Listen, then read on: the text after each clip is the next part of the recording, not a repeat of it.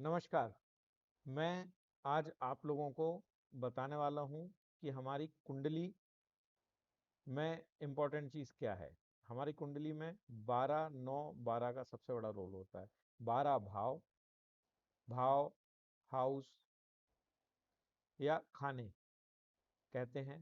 9 ग्रह, प्लेनेट और 12 राशियाँ या ज़ोडिएक साइंस। अलग-अलग भाषा में अलग-अलग चीज़ कही जाती है। 12 भाव क्या होते हैं? 12 भाव हमारी कुंडली में हम एक भाचक्र बना रहे हैं। भाचक्र मतलब कुंडली, इसको हम भाचक्र बोलते हैं। ये एक पूरा रोड मैप होता है आपके सारे चीज़ों को जानने के लिए, जिसको हम भाचक्र बोलते हैं। इसमें हम आपको अभी बताने वाले हैं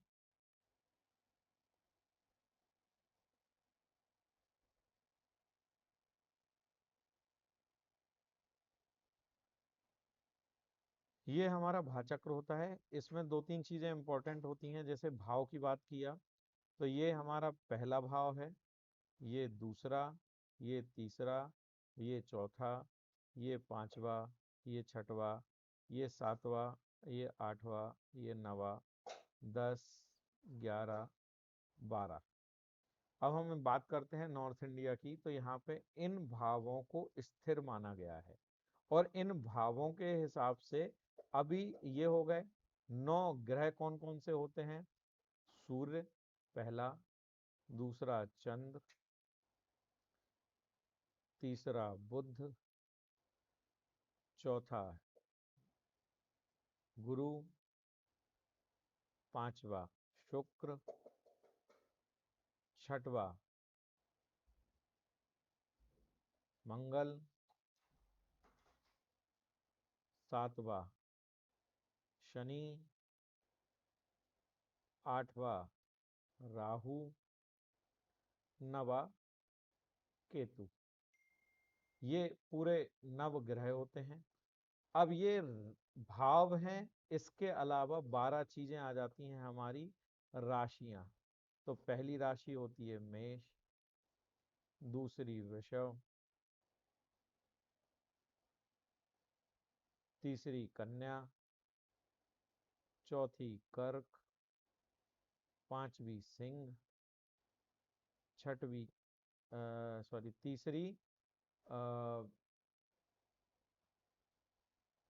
तीसरी हमारी राशि होती है मिथुन, छठवीं कन्या, सातवीं तुला, आठवीं वृश्चिक, नवीं धनु,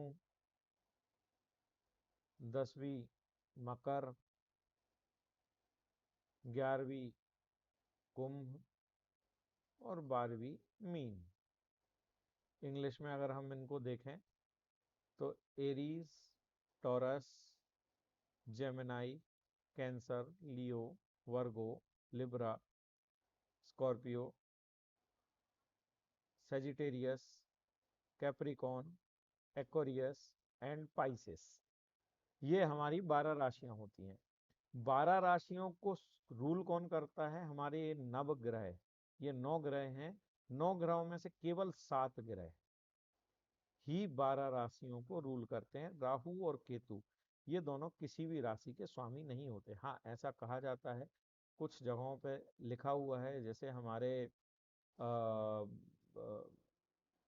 पाराशर बृहद पाराशर शास्त्र में लिखा हुआ है।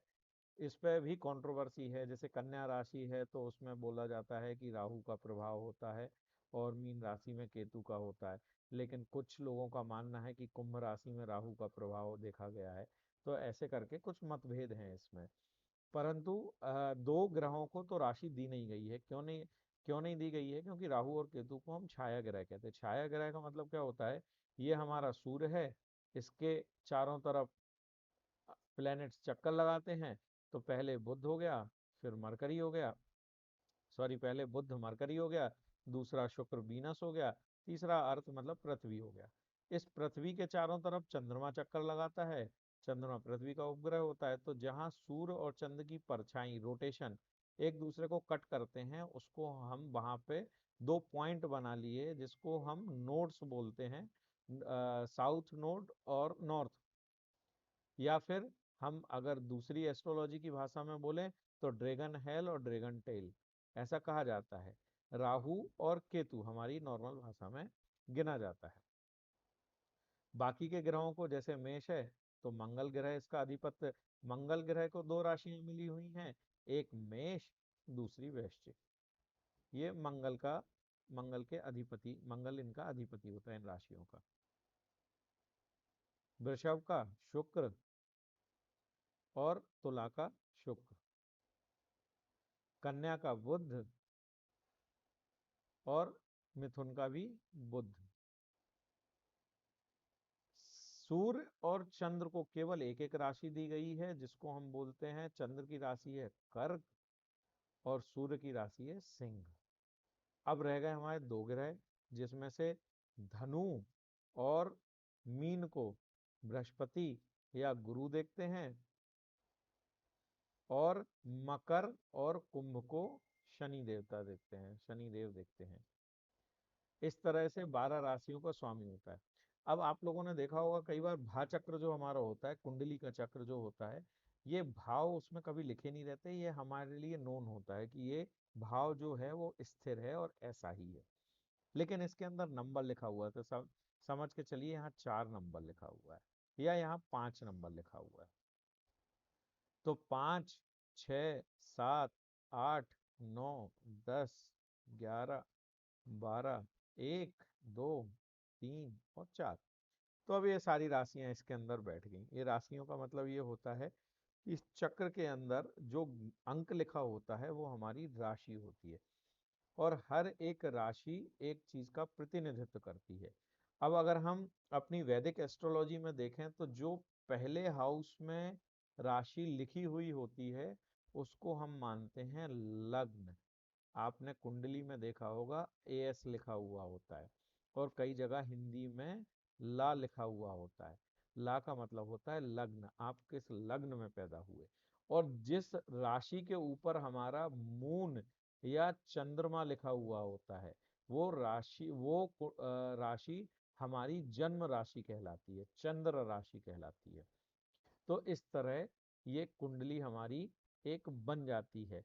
मान के चलिएगा कि किसी व्यक्ति का जन्म आज के दिन हुआ, तो आज के दिन और इस समय अगर हम कुंडली खोल के देखते हैं कि कौन से ग्रह कहाँ पे बैठे हुए हैं, तो हमने जैसे कुंडली खोली, कुंडली को खोला हमने, तो आज का कंडीशन में बता देता हूँ। ये हमने भाचक्र बनाया हमारा,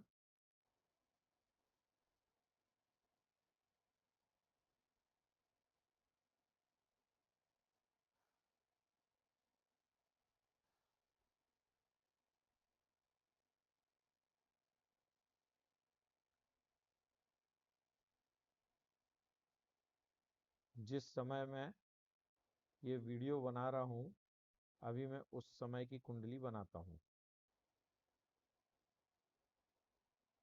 तो अभी ये देख के चलें, यहाँ पे लिखा हुआ है 2 नंबर तो 2 यहाँ आ गया, तो अब आगे यहाँ 3, यहाँ 4, यहाँ 5, यहाँ 6, यहाँ 7, 8, 9, 10, 11, 12 और 1। अब हम देखेंगे यहाँ पे आज प्रेजेंट कंडीशन में चंद्रमा की स्थिति 1 नंबर राशि में है। ये हमारा लग्न हो गया, या इसको असेंडेंट मान लेते हैं।